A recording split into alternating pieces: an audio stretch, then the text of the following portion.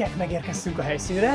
Egy Jiu-Jitsu dojóban vagyunk, amit Thiago de Paula barátunk alapított és üzemeltet, és itt fogunk találkozni Thiagoval és Matyesszal, akik már ott gyakorolnak a mai adásra.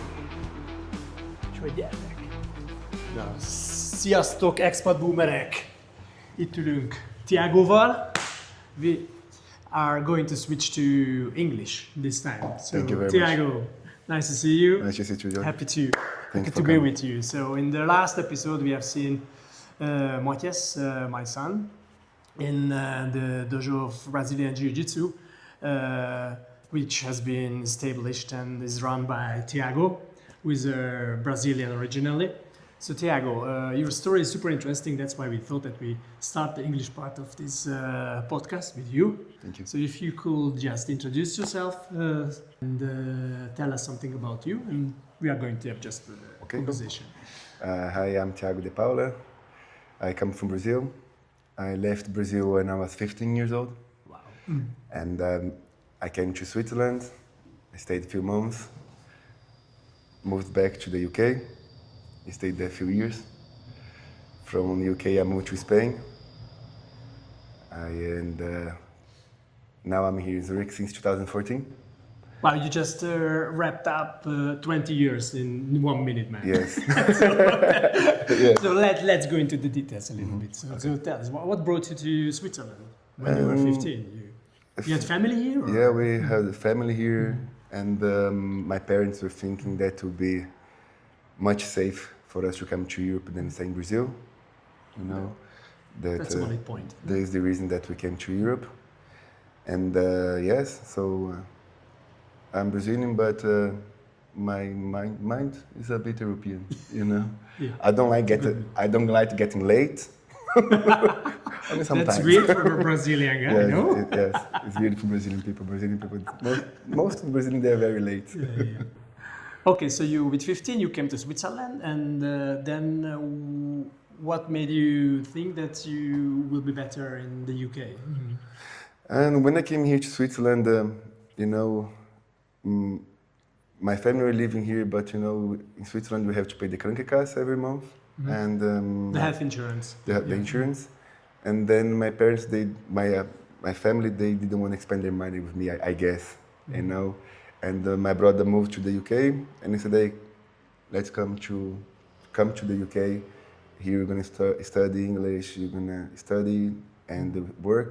Will be easier for you than staying in Switzerland." Okay, your entire family went from Switzerland to the UK. Only my brother. Your brother. Yeah, my brother, and then my brother called my parents. My parents were in Brazil in the time, and they said, "Hey, Papa, Mama, move to the UK. You guys gonna be having a good life here." And how did you live this experience coming from Brazil to Switzerland first and then to the UK culturally? So how did they receive you here? How did you feel with 15? I didn't feel no kind of discrimination, at least with me. And here or in the UK or in Spain, I never suffered any kind of discrimination because I was a foreigner. I don't know the reason why. Maybe I'm blessed, I don't know, but people really treat me very well. Wherever I go, people treat me very well.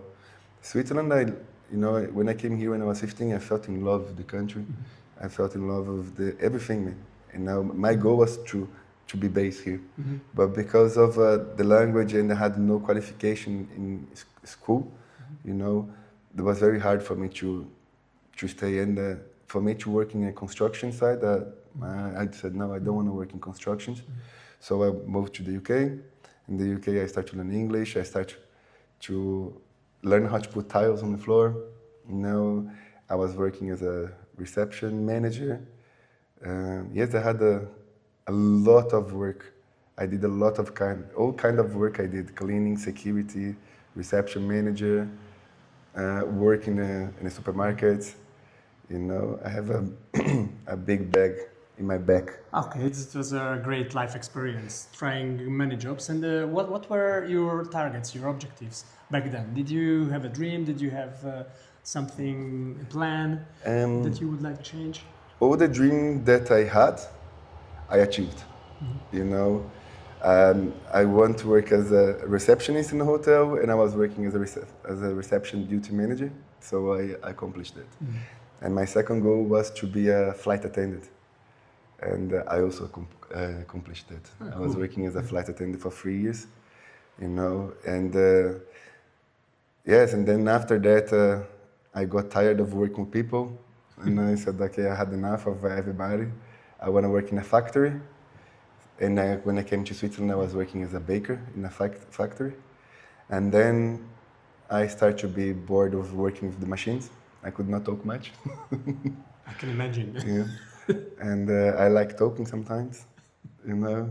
And yes, then I was training jiu-jitsu.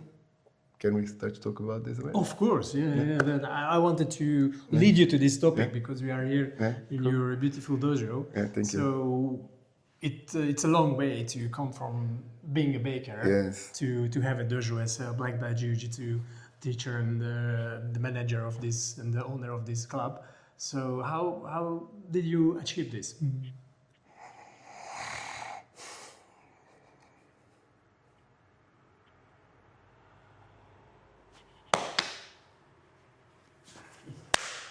Man, it's very emotional. You can be proud of this. Thank you. Totally. Yeah. And it was very hard. Very, very hard. So you told me that when you started the idea to having a dojo, you still worked as a baker. Yes. And so you had like 20 hours work a day or something. Yes, I was there from 4 o'clock in the morning until 3 o'clock in the afternoon. Finished the bakery, going to the old gym that I opened from 4 o'clock there until 9 o'clock in the evening. It was hardcore. You put everything into this project. Yes, I put everything. What you made. Yes. When did you start the dojo? And in 2007, I started jiu-jitsu in 2013 with Carlson Grace Zurich, with my teacher. And then he was telling me, hey bro, you work good.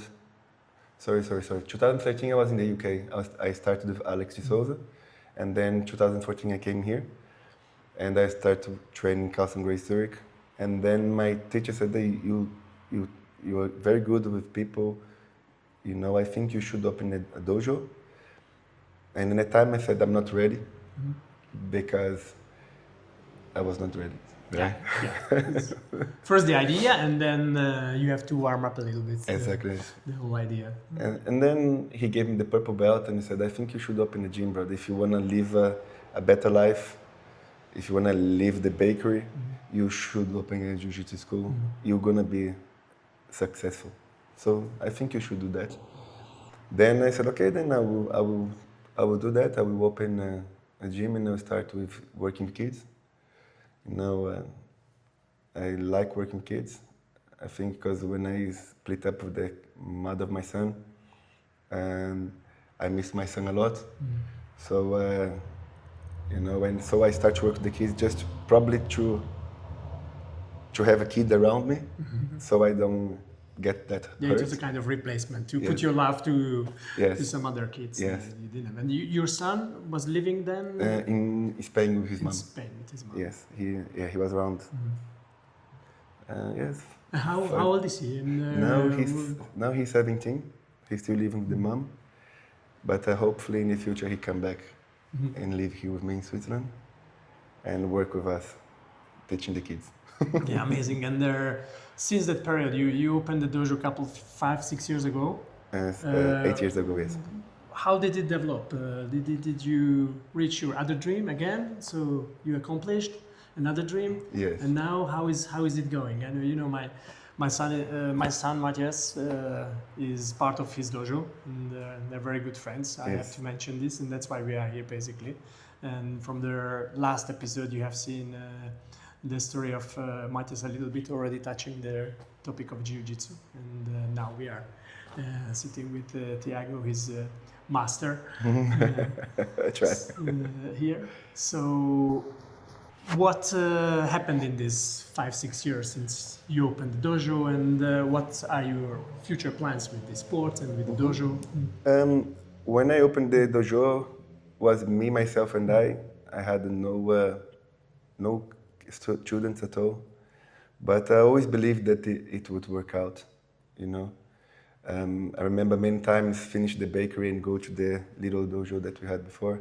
Was me, myself, and I from 4 o'clock until 9 o'clock waiting for customers to arrive. And it took so long, man, to see a person there, you know. But I always believed, in the time I was a purple belt, you know, and I said, this is gonna work, this is gonna work. I'm gonna keep pushing, I'm gonna keep pushing, I'm gonna do my best. And then, you know, there's a lot of critics, you know, people saying, oh, he's a purple belt, or what he's doing, you know. And what? Yeah, you know, there are always gonna be some critics, right? And then I started to work with kids during the pandemic. Thanks God, we grow during the pandemic. A lot of business, they closed down, but we grew with kids. And I put a lot of effort, I put my hard work on that. And then we start to compete a bit more and a bit more.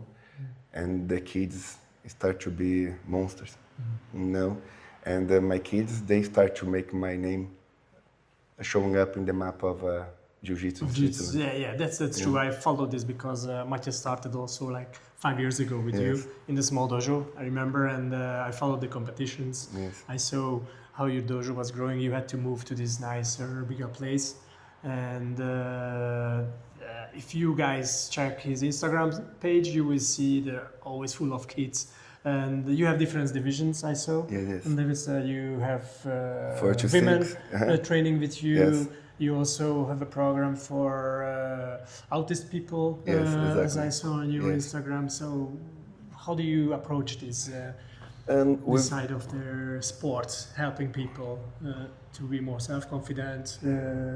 I think, especially kids, when I was a kid, I used to be bullied in school. So my sisters, they used to beat up the guys for me. And then when you have a kid, you know, you don't want your kid to be bullied. So you start to think, hey, you have to help them out, you know, mentally, you know. And when I start to work here with the kids, I start to see that a lot of kids also was getting bullied, you know, and it to give me strength to teach them, no, brother, you cannot accept that.